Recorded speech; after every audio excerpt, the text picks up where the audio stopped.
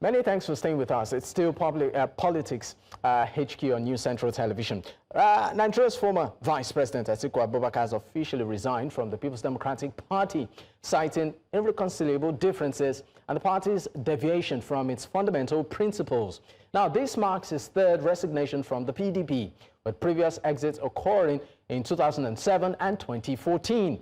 Atiku's resignation has sparked speculation about his future plans, particularly regarding the coalition and the 2027 general election. Well, joining me to discuss this is Phrank Shaibu, the Special Assistant to former Vice President Atiku Abubakar on Public Communications. Thank you for your time, sir. Very well, I'm good. All right, permit me to read a part of the letter that was sent out by Nigeria's former Vice President Atiku Abubakar. It says, I am writing to formally resign my membership from the People's Democratic Party with immediate effect. And it goes on to say, however, I find it necessary to part ways due to the current trajectory the party has taken, which I believe diverges from its or the fundamental principles we stood for. It is with heavy heart that I resign, recognizing the irreconcilable differences that have emerged. Let me stop there. I'd like you to sort of put some clarity to irreconcilable differences and current trajectory the party has taken, you know, for the purpose of Nigerians watching. Well, apart from Nigerians watching, even you should know better. You are the one interrogating that letter, and you should know better because you have been a keen follower of what's been going on in the Nigerian politics, particularly as it relates to the PDP and some characters, charlatans who have hijacked the party, who are agents of the ruling government, and who are carrying member of the PDP, yet work for the ruling government. We have the likes of Nyesom Wike, you know, who is in the party, and is destabilizing the party. You know, so irreconcilable differences it's just a subtle way. It's the language, you know, there's a language that befits the office of the former vice president, and there's the language of area boys. We can't sound like them. We can't use the kind of language they use on television or in the media, but, because we don't belong to the quarters. And that's why Atiku Abubakar, in that letter to his ward, used the expression irreconcilable differences. The PDP has lost its vigor, it has lost its fervor, it has lost its vitality. And that is what is required to be an effective opposition. And when the party has lost that, PDP, leaders, critical leaders, so-called leaders of the PDP, have now joined forces with the opposition, particularly the ruling government, to assist them in annihilating the party, in muzzling the party the same way they've done to the Labour Party, the PDP. And what they are after is very simple. They do not want any opposition in Nigerian politics. And when a system, a government, you know, goes on enough to just silence the critics, it is not about silencing the critics. It's not about silencing you and I. It is about silencing over 200 million Nigerians. It's about padlocking them. It's about putting them in chains. It's about putting them in prison.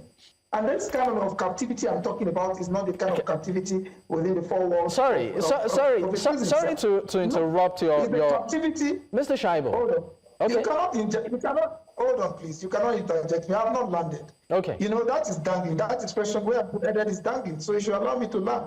At least it's for the benefit of Nigerians. So please go ahead. Go ahead. I want you to land, sir. Please land. Yeah. So, interestingly, if we allow, Atiku is saying that, look, if I allow as a leader in Nigeria, as a former vice president, PDP is a party he has spent time to build over the years alongside all the major political players within the polity. But that it is with a heavy heart because some of the ingredients that made PDP a veritable platform are no longer there. Those ingredients are not there. And that is why he will not allow, he won't sit down and watch idly the party being decimated the way it is, and Nigeria will now operate a one-party state, which is very dangerous. What it means is that there will be no option And when there are no options for Nigerians, over 200 million Nigerians in the next election in 2027, the danger is that we will be imprisoned, we will be in captivity. We will have no option but to just follow like zombies. The imperialistic government of this administration. We will have to contend with insecurity. We have to contend with poverty. And that is why he decided he chose to move at this time. All right, sir. Thank you so much for that, of course, clarity there. We'll go on a quick break. When we return, we'll dig deeper into this conversation. Stay with us. We'll be right back.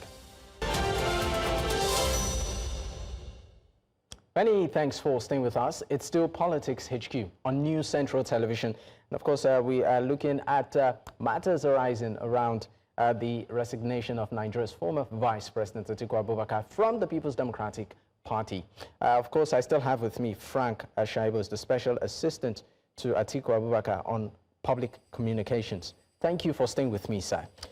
In reaction to this, to the letter, the resignation letter from the PDP, permit me to read a post on X by Nigeria's Minister of Aviation, Festus Keyamo. He had a lengthy message on X, but I'll pick some parts of it.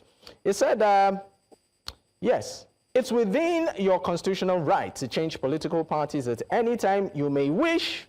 However, releasing your letter of resignation from the PDP during the week of mourning of our immediate past President Muhammadu Buhari is clearly an attempt to draw the spotlight away from such a solemn occasion. Let me stop there and move forward. And it goes on to say, and since we are on the issue of your letter, it is both morally and legally wrong to continue to use the coat of arms of the federal government in your private or political communications when you stopped being a functionary of the federal government more than 18 years ago. It goes further to quote some aspects of the law. Two issues here.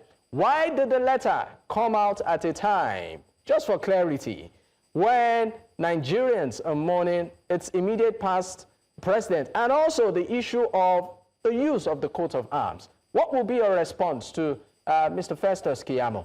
I wish I can call you by name. My name is Phrank. What is yours? My name is Dakpo, sir. Dakpo, beautiful. You know, illiteracy is a misfortune and should never be mistaken as a privilege. Festus Keyamo may sound as garrulous as he wants to sound, but the issues are very clear and unambiguous. And you see, when a minister of the Federal Republic of Nigeria, a cabinet minister of the Federal Republic of Nigeria, chooses to pick a fight over what is unnecessary, then it becomes laughable. First, let me start from the issue of the use of the coat of arms. Atiku Abubakar, former Vice President, Federal Republic of Nigeria, 1999 to 2007. The office of the former Vice President guarantees him that right to use the coat of arms in a ceremonial capacity. It's a nod. It's a ceremonial nod in his official communication. That is the office of the former Vice President of Nigeria, an office he has never been to. So, sorry, just for clarity, is this office? Sorry, sir. Sorry. Just for clarity, you said the office of the former Vice President. Office, is this office constitutional? With profound respect, is the office of the First Lady of Nigeria constitutional? No, I mean just for clarity, because he mentioned parts of the Constitution. Yeah. And for clarity, hold on. This is supposed to be a dialogue and not a monologue. If you ask questions, I expect that you give me room to respond appropriately. You understand me? And most especially, you kept using the phrase for the benefit of Nigerians who are watching the program. And it's expected that we should be decorous in our approach, particularly on a very, very strong TV station like News Central. So when you ask questions, at least we should respect each other's views. You have read out the letter, you have read out two portions, you have emphasized on the portions you want me to respond to. Why not listen to my response? I think it's honorable. Sir, you have the time. I'm giving you the floor. I've not said anything ever since. You have the time. I've given you the floor. So please respond, sir. You keep interjecting. You keep interjecting. Hold on. With profound respect, you keep interjecting my flow. That is not journalism. With profound respect to you. I'm sorry, I'm sorry to interrupt you, but I have been quiet. I don't think I interjected. Okay, I promise you, sir, you will not hear my voice. I will not interject. Please respond. I've said clearly that Atiku Abubakar is former Vice President, Federal Republic of Nigeria. That office of the Vice President, which he occupied between 1999 and 2007, it is that office that that enjoys what we call that ceremonial use of that coat of arms. It is a ceremonial use and nothing more. In his official communication, the presidents, former presidents of the United States of America, vice presidents of the United States of America, till tomorrow use their official seal. Please, you can verify my claim. And it is done in other climes. And as it relates to maybe the timing of the use of maybe his letter of resignation, Atiku did not go to any television station to announce his resignation from the PDP. A letter was sent to his ward, written in private, dispatched to his ward. Of course, that letter was sent a week ago. Of course, particularly, I think it's dated on the 14th, and it was dated in anticipatorily to be delivered on the 14th. So it was dated on the 14th. Atiku was in Abuja at that time. And the letter went to his ward. And for some reason, some mischievous persons decided to release it. We were in Daura after the burial of former President Muhammadu Buhari. Of course, I'm sure that your news station saw our press statement relating to our commiseration, Atiku's commiseration with the family of the former President, Federal Republic of Nigeria, Muhammadu Buhari, may so rest in peace. His physical presence remained in Daura until last night for the 3rd day prayer. Don't forget too that the same Festus Keyamo you quoted, a cabinet minister of the Federal Republic of Nigeria under President Bola Ahmed Tinubu, kept quiet when a senior member of the same cabinet, a